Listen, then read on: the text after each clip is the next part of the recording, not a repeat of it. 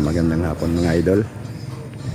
Update ko lang kayo sa site na hinahawakan ko o sa project natin. So ito pang 25 days na namin ngayon since dinimolish namin, ni-renovate namin yung bahay na to. Ito na po yung kanyang external mga idol. Yan na po yung kanyang external design. So last 2 weeks lang po kinuha ko ng video, wala pa po siyang bubong, so ngayon may bubong na. Yan mga idol, yan na po yung kanyang external, wala pa siyang pintura. Yan isang tao ko, si Diggs. So ngayon mga idol, yung ginagawa natin ngayon, yan na po mga idol, nagkakabit na tayo ng ceiling. Ayan mga lods, ako si Maga at saka si Bongko. So tayo lang ako. Si Bongo Targa. Yan mga idol, pakabit na tayo ng ceiling niya dito sa sala saka sa dining. Ang ginamit natin dyan is PVC ceiling, pero yung nasa cove light niya ay smart board. Wala lang akong time mag tutorial kung paano magkabit ng cove light kasi marami naman din naman nakakaalam kung paano nakabit to. So yan na mga idol, sa 25 days namin na ginawa itong bahay, demolish hanggang sa structure, ganito na po siya. Nakapag-ceiling na kami ng 25 days.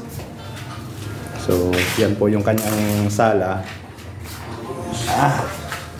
Ito po ang cove light. Dapat daw magkatapat yung sala sa cove light niya.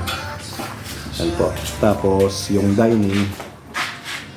Yan naman po yung dining niya. Yan, kinakabitan na ng karga ng cove light. Kapag electrical na rin tayo, mga idol, yan yung mga electrical niya. Naka-waiting na lang yan. Dahil nakalawit lang, pero para preparation pagka naglagay na kami ng ceiling.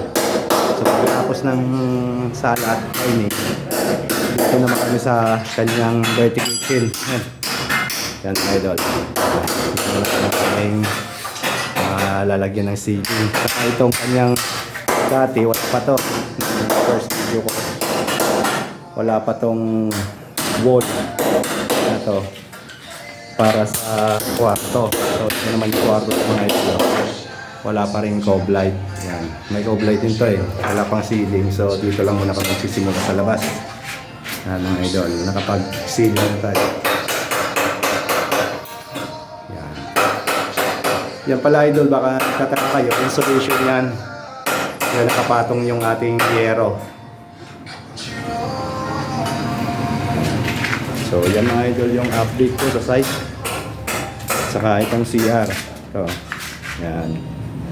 Nalagyan na rin natin, binabakbak na natin yan mga idol. Yan. Yan yung CR. So sa next video mga idol, maraming salamat. Sa next video po, ipapakita ko kung ano pa yung matatapos namin sa loob ng 2 buwan. Maraming salamat mga idol. 5 lang po pala kami ditong gumagawa. 3 yung tao ko, tapos ako. So, thank you. At sabayan niyo po ng aking mga video. So, thank you mga lods.